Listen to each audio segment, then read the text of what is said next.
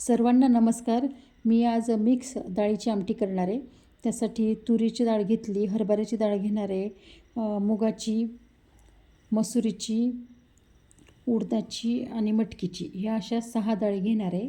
त्या 6 डाळी चांगल्या स्वच्छ धुवून घ्यायच्या, निवडून घ्यायच्या, धुवून घ्यायच्या आणि कुकरला शिजायला टाकणार आहे. आता मी ह्या सगळ्या डाळी चांगल्या स्वच्छ धुवून घेते, कुकरला शिजायला टाकते. आमटीचे भरपूर प्रकार आहे. आज मी मिक्स डाळीची आमटी करणार आहे. आता छान लागते ही पण.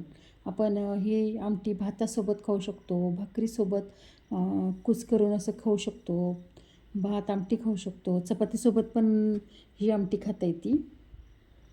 छान रुचकर अशी आमटी बनते बघा. ही छान लागते ही पण मिक्स डाळीची आमटी.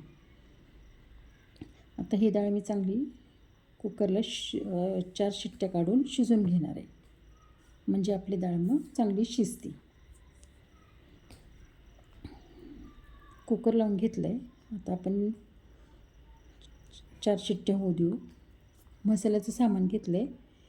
मिरच्या, धने घेतले, खोबरं, लसूण, दालचिनीचा तुकडा, लवंग, मिरं सगळं घेतलं.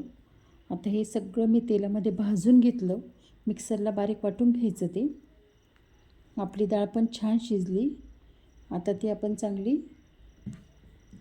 बारीक करून घेऊया. मी पहिल्यापासून अशी यानेच बारीक करून घेते, अशी पळीनेच. तुम्हाला वाटलं तर रवीने पण तुम्ही त्याला घोटून घेऊ शकता.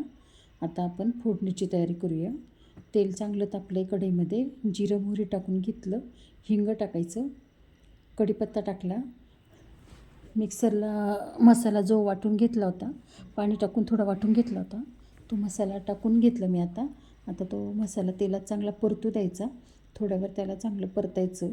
ते बघा तेल किती छान सुटलं आहे. चांगला परतून घ्यायचा मसाला. बारीक गॅसवर परतून घेऊया आता तो मसाला चांगला. मग आपण त्याच्यानंतर त्याच्यात लाल तिखट मसाला, धनेपूड, हळद हे मी टाकलं त्याच्यामध्ये. ते अंदाजानुसार टाकायचं. लाल तिखट जसं पाहिजे कमी जास्त आपण टाकू शकतो. आता वरण घोटून घेतलं होतं, ते वरण टाकून घेते मी आता त्याच्यामध्ये. आणि पाणी गरम करायला ठेवलेलं आहे. वरणासाठी पाणी गरमच टाकायचं, कधी पण थंड पाणी नाही टाकायचं. पाणी मी गरम करायला ठेवलेलं आहे. चांगलं आधी डाळ मिक्स करून घेतलं वरण आणि त्याच्यामध्ये गरम पाणी टाकलं. आता ते चांगलं आपण एकजीव करून घेऊया सगळं, वरण ते आमटी. आणि नंतर त्याच्यामध्ये आपण चवीनुसार मीठ टाकून घेऊ. छान होती बघा आमटी. बघा किती छान झाली आमटी. आता त्याला परत एकदा चांगलं मिक्स करून घेऊ सगळं, मीठ वगैरे, आणि एक उकळी काढून घ्यायची त्याला. आता तसं झालं, उकळी आलेलीच आहे त्याला.